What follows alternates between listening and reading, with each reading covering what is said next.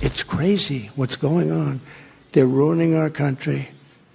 And it's true. They're destroying the blood of our country. That's what they're doing. They're destroying our country. They don't like it when I said that. And I never read Mein Kampf. They said, oh, Hitler said that in a much different way. No, they're coming from all over the world, people all over the world. We have no idea. They could be healthy. They could be very unhealthy. They could bring in disease that's going to catch on in our country, but they do bring in crime. But they have them coming from all over the world. And they're destroying the blood of our country. They're destroying the fabric of our country. And we're going to have to get them out. We're going to have to get mass numbers of these, especially the criminals. They're coming from jails, prisons. They're coming from mental institutions. They say, please don't say the words insane asylum. But I have to say it. They're emptying out the insane asylums from all over the world. Make no mistake, this unabashed, proudly standing, 10 toes down, unequivocal racism comes from the President of the United States.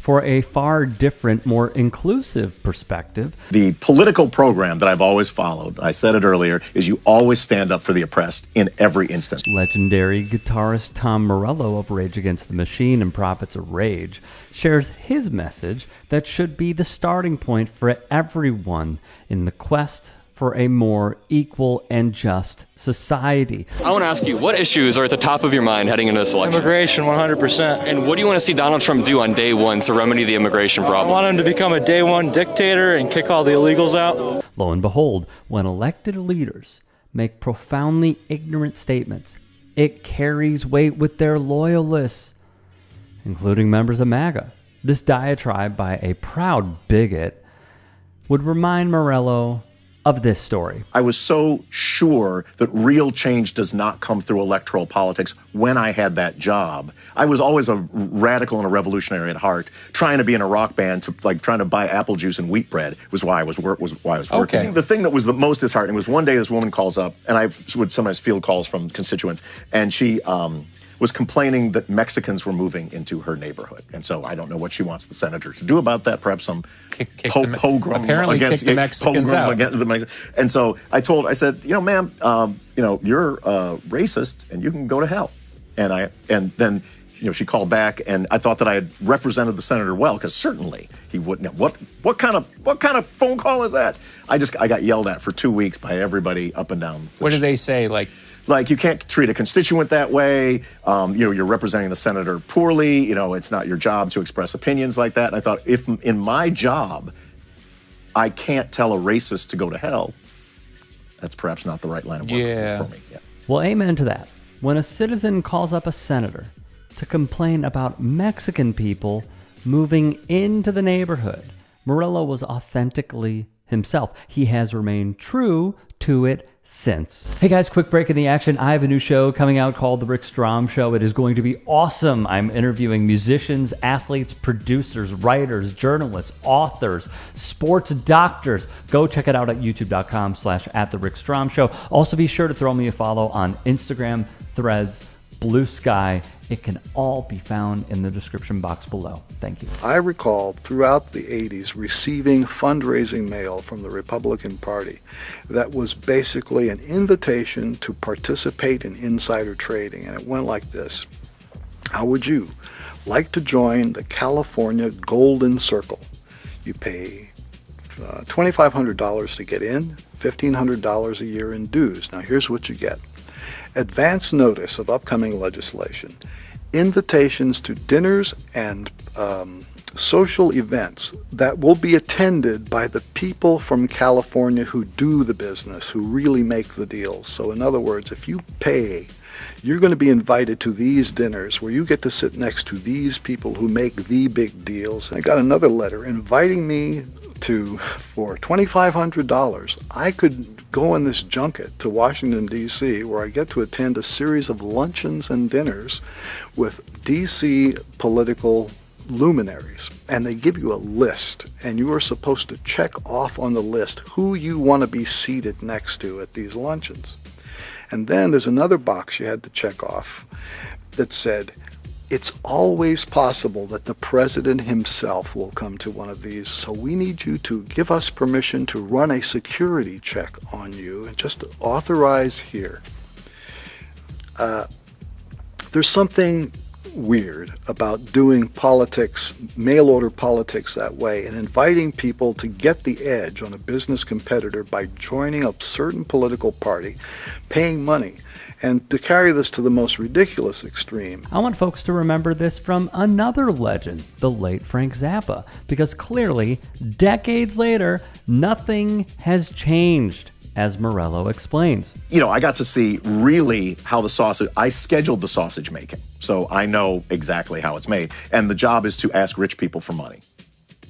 The end. Yeah. That's the job. And you know, he had progressive opinions about the environment and immigration, this, that, and the other. The job. We used to go, at the time when we were traveling, I would commandeer a hotel's bank of payphones. So there's like 10 payphones, and they're the senator's payphone. So I'd call a guy, rich guy in Texas, number 1, can you hold for Senator Cranston? Boom. Number 2, can you hold for, and so the phones are just dangling. There's 9 phones dangling with people waiting to be asked for money. And then when he hangs up this one, I come back around and we start the process again. I understand and have a firm grasp how vital and important fundraising is, but to hear it straight from the horse's mouth, well, 2 horses' mouths, on the intricacies of DC and how this strategy is a mainstay is, well, beyond depressing. President Trump has endorsed a House budget plan that would make sweeping cuts to Medicaid. Under the proposed budget bill, roughly $880 billion would be cut from Medicaid, and $230 billion would be cut from the Supplemental Nutrition Assistance Program known as food stamps. The president's endorsement on social media came just hours after he said he would not touch funding for programs like Medicaid, which provides health insurance for Americans with limited income. Let's be clear. This should disgust everybody. You're taking food off of the people's tables to benefit Mark Zuckerberg, Elon Musk, and Jeff Bezos, to name a few oligarchs. It's gross, yet folks are behind it.